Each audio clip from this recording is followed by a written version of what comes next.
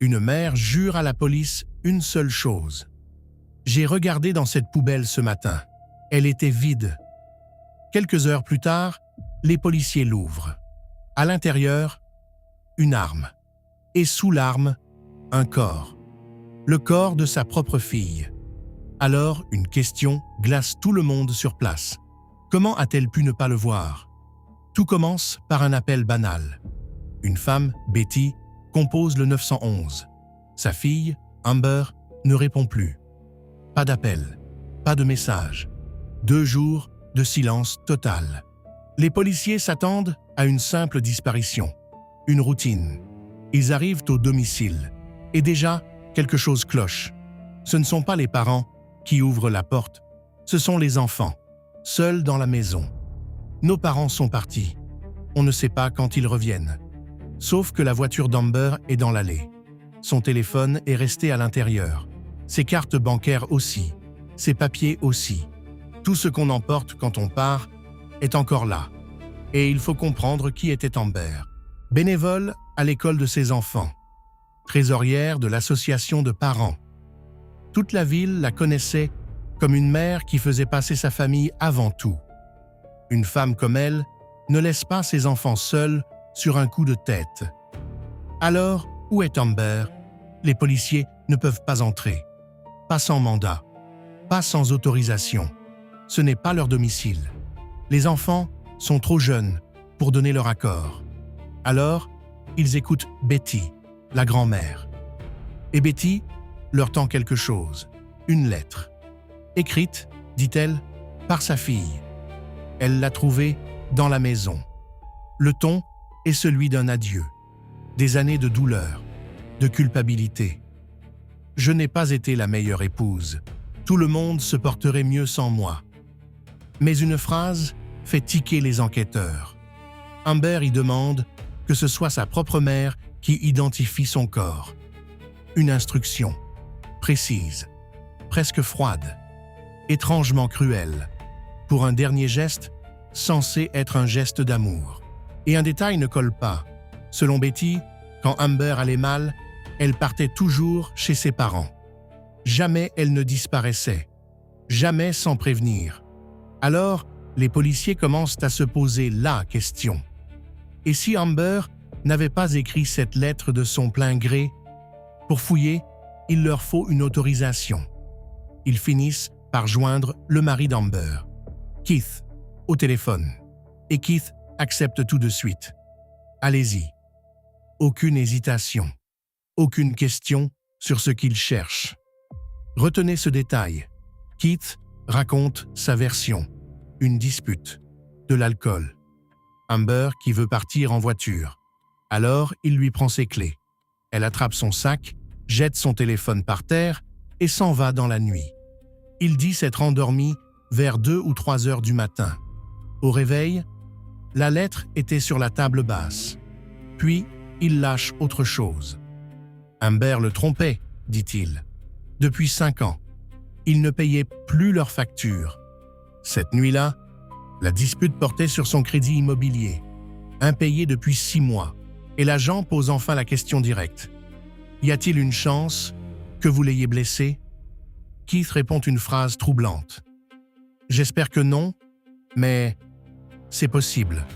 Je ne me souviens de rien. Il ne dit pas non. Il dit « Je ne sais pas ». Les agents entrent enfin dans la maison. Et très vite, leur comportement change. Ils ne le disent pas devant la famille, mais ils la reconnaissent tous les deux. Une odeur, lourde, impossible à confondre. L'odeur de la mort. À partir de là, ils ne cherchent plus qu'une chose, la source. Ils passent de pièce en pièce. Le garage, une poubelle recouverte de débris, de morceaux de moquette. On dirait que personne n'y a touché. Ils soulèvent. Une arme, un chargeur, un silence. On appelle quelqu'un, puis en dessous, un pied. Amber était là, depuis le début. Une blessure par balle à la tête, cachée sous les ordures de sa propre maison. Jetée avec le reste des déchets. Ce n'était plus une disparition. C'était une scène de crime. Et c'est là que la déclaration de Betty devient un problème. Souvenez-vous, elle jurait avoir regardé dans cette poubelle le matin même. Vide, disait-elle. Ni arme, ni corps. Mais l'agent, lui, l'avait fouillé aussi. Vers 9 heures, rien. Il l'aurait remarqué. Il avait même soulevé les tapis à cause de l'odeur. Alors, une seule conclusion s'impose. Entre le matin et l'après-midi, quelqu'un est revenu. Quelqu'un a placé ce corps-là, pendant que les enfants dormaient, sans qu'ils entendent et rien. Et le calme de Betty dérange. Face à l'horreur qui se déploie, elle reste posée, parfois presque désinvolte, assez pour que les enquêteurs se demandent « et si elle savait ?» À ce stade, plus personne n'est écarté. Le mari absent, la grand-mère au sang-froid inexplicable, et même les enfants. Avant de partir, les agents refont une fouille. Minutieuse cette fois. Ils cherchent des traces de violence, des traces de dissimulation. Ils n'ont pas à chercher longtemps. Des projections de sang, dans plusieurs pièces. Du sang sur un interrupteur, du sang dans la cuisine, du sang plein l'évier. La maison entière raconte une autre histoire que celle de Keith. Amber n'est pas partie dans la nuit. Quelque chose de violent s'est produit ici, avant que son corps ne finisse dans cette poubelle. Mais 2 problèmes bloquent l'enquête. Keith a disparu. Son téléphone ne répond plus. Et les enquêteurs ne savent toujours pas qui est responsable. Alors toute la famille est conduite au commissariat.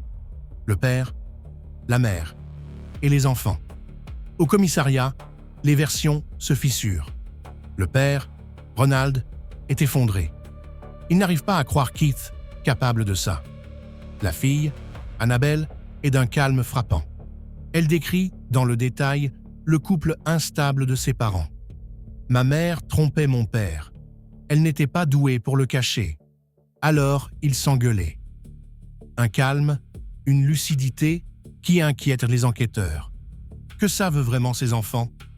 Puis un appel arrive. De la sœur de Keith, Suzanne. Il est venu la voir, quelques heures plus tôt. Et il a parlé. Selon Suzanne, Keith est entré, le visage défait. Il pleurait. Elle lui a demandé, droit dans les yeux, « Est-ce qu'Amber va bien ?» Et il a répondu, « Je ne me souviens de rien. Je me suis réveillé et elle était par terre. » Cette nuit-là, ils avaient bu. Ils se disputaient. Pour de l'argent. Keith venait de découvrir que la maison était saisie. Selon son récit, Amber aurait sorti l'arme, l'aurait frappé avec. Il la lui aurait arrachée. Et puis, ses propres mots, « J'ai cligné des yeux. » Et c'était fini. Quelques heures plus tard, Keith réapparaît chez sa sœur, prêt à se rendre.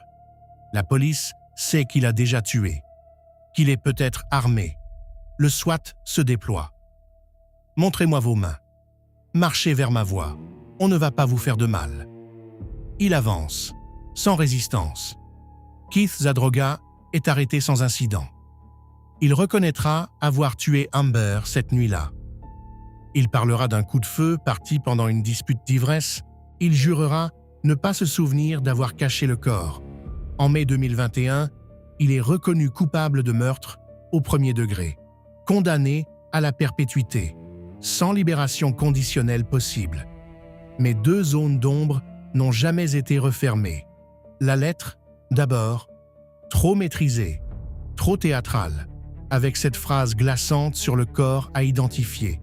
Une mise en scène pour faire croire à un suicide? Beaucoup le pensent. Et surtout, cette poubelle. Betty a juré, encore et encore, l'avoir vérifiée. Vide. Les enquêteurs n'ont jamais pu expliquer pourquoi elle n'a rien vu ce matin-là. S'est-elle trompée? A-t-elle regardé trop vite? Ou y avait-il, dans cette maison, plus d'une personne à cacher quelque chose? Dites-moi en commentaire. La lettre était-elle un faux, destiné à maquiller un meurtre en suicide? Et cette poubelle vide, était-ce vraiment une simple erreur?